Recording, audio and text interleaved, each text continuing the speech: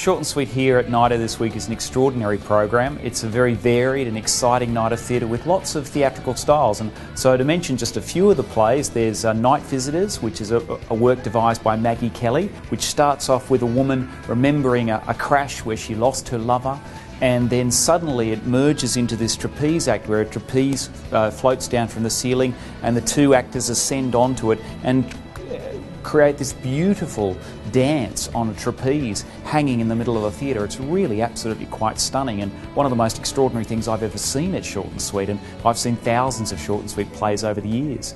There's also Near Shelter has created a work called Brotherly Love, which has some of the best actors that you're going to see in Short+Sweet. Mel Armstrong, Pat Brennan, Valentino Orrico and the wonderful Brett Heath. And they fight with swords. It's a dueling sword fight, which is absolutely amazing. But not only that, it also has the wonderful poetry, because it's all about how Alexander Pope, the famous English poet, came up with the famous words, "To err is human, to forgive divine." Joy, all of which I have missed. No one would desire. You should be sorry. Can you forgive me? Of course, brother. To err is human. Oh, yes. Forgiveness. Oh, yes. Forgiveness. And then you've got Steve McGrath, who's one of the undiscovered comic geniuses of this city, of Sydney, of Australia, full stop. He's very Peter Sellers-like in what he does, and he's created this wonderful piece called Love, Art and Dreams, which is set at an entry to a theatre, and a very unusual man arrives. It almost has a bit of a Mr. Bean to it as well, but he's supported by Alistair Buchanan and Cindy Napton, two fantastic actors. McGrath wrote, directed and acted in himself. It's a tour de force performance and it's hysterical. It's the last play of the night. There you cried my affairs. When I was a boy, I could see a movie for $1 buy a pound of pure old gobstoppers and still have enough left over to hire a prostitute on the way home. Tig is an extraordinary theatrical work created by Gideon Peyton Griffiths and Gemma Lark Johnson.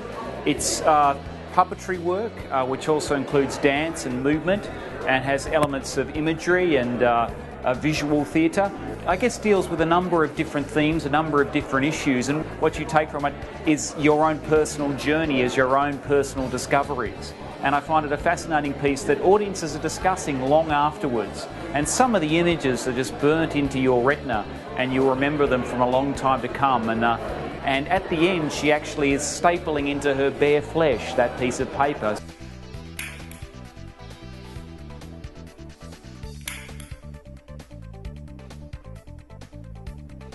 And then, just to mention one more, there's An Ordinary Street, which is a fascinating play by an ACT writer called Susan Pellegrino, which has been brought to the stage by Sharon Mullen, and they've actually recreated on stage 3 full-size street lamps.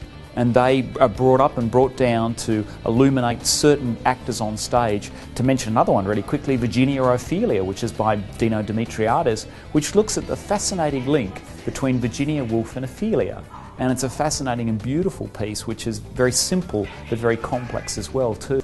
In her a person of the utmost importance, very various, heroic and mean, splendid. You know, I could go on and on talking about this night of theatre here at the NIDA Parade Playhouse. It's a wonderful night of theatre, and I would really urge people, if you want to see something special in the theatre this week, come down and see Top 110 NIDA Parade Playhouse Week 1. You will not regret it.